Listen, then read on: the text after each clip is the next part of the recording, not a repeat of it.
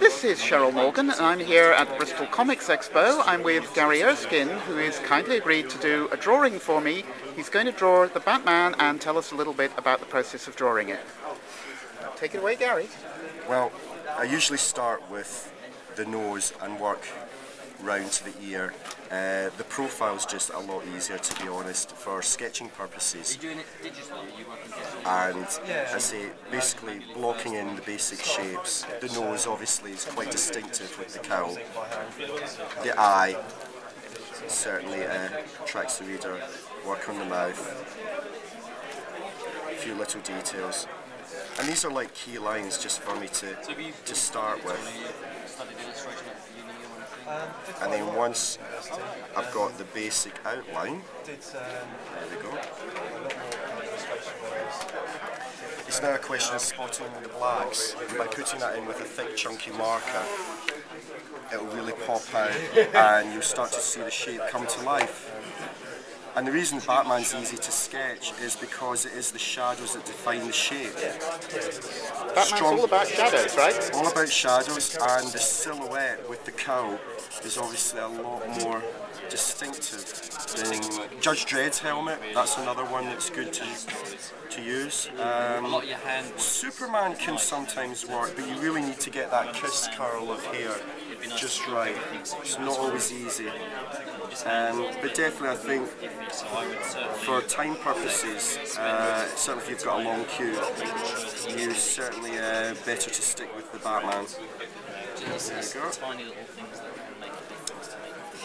So big slabs of shadow. Build that up. A little bit of detail on the nose. Build the eye. Lovely crow's feet. Even in a cowl they'll have crow's feet.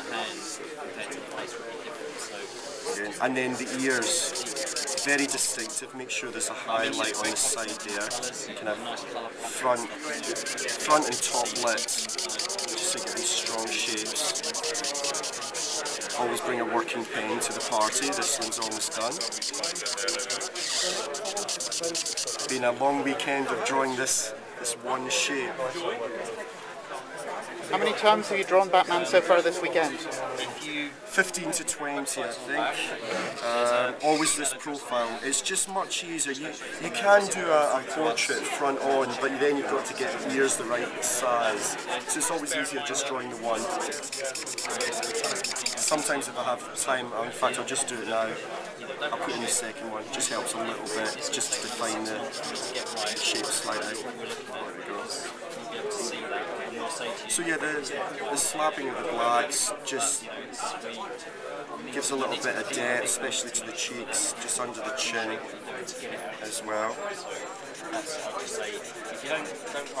I mean, at the moment now, it's kind of like, this is kind of Alex Toth, sort of very strong black shapes, defines the character.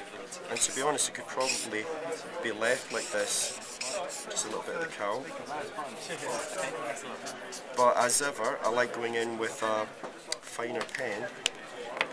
I'm using as you can see, a much thinner pen. And you just give a little bit of detail there, add a sort of subtle grey tone.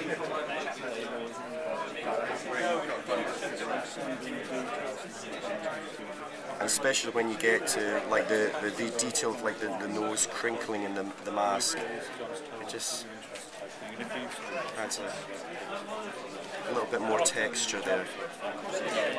But Batman's definitely a favourite to sketch. It's quick. The fans are always pleased to see a Batman sketch. And I just think for the simplicity of the shape, it just works so well.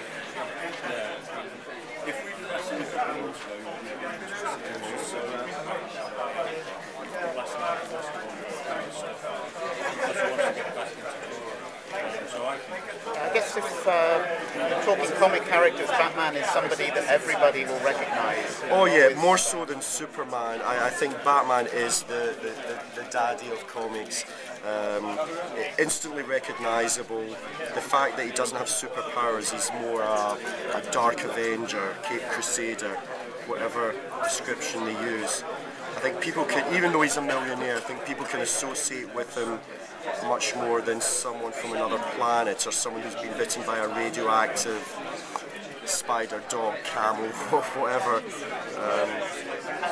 And I think certainly the Dark Knight the movie has sort of shown that he's universally popular, if done well, just like the comics. I was reading Neil Gaiman's recent Batman story last night. Oh, yeah? I was struck by the incredible amount of perfection in the whole thing. But Yeah. here's Batman lying dead, and all of the villains are coming to pay their respects and say how much they enjoyed their interactions with him. I haven't seen that. It sounds actually quite intriguing.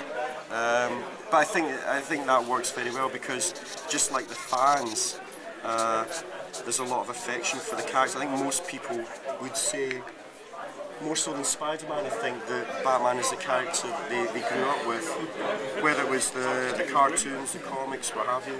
Well, the reason we grew up with him was because of the TV series, of course, dear old Adam West. As cheesy as that is, I still like the movie that they made. That it's very much of its time. It's calm, it's silly, the Batboat, the Penguin, all that nonsense. But they still love the character. So The worst threat that my parents could give me was that I wouldn't be allowed to watch Batman on the weekend. Yeah, if they threatened me with that, I'd behave myself fully. that's pretty cruel, actually. That's Morning, afternoon. Is who going to come this way? I don't know. It's been sketchy. It's just a real bad allergic reaction. There we go. I mean, I could end up spending a lot more time doing all this sketching, but I mean, you can see how And when completely red. the subtle little shading here just gives that sort of grey tone Sure. to the work, lifts it up. And like Judge Dredd, it's all in the face, the mouth and the chin. I've always liked Brian Boland's Batman and Judge Dredd because it's kind of like a Clint Eastwood, embittered, hard sort of face, like all the pain of the world and everything that he does is in that face. So you've got this lovely texture. No worries.